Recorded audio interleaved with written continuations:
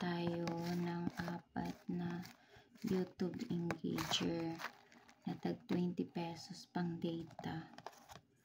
Ayan, ayusin muna natin to. Pang data, 4, 20 pesos. Ayan. Good luck guys. Sino kaya ang unang mabunot na YouTube engager? Congratulations, Lynn Wado. Ang unang nabunot natin si Lynn Wado.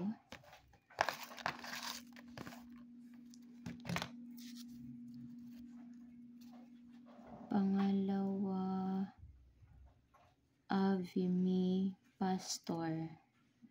Ayan, Avimi Pastor, congratulations.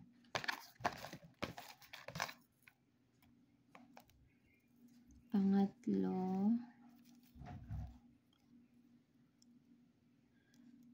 Jusilin Ibrahim. Ayan, congratulations. May 20 pesos ka na. Sino kaya ang last?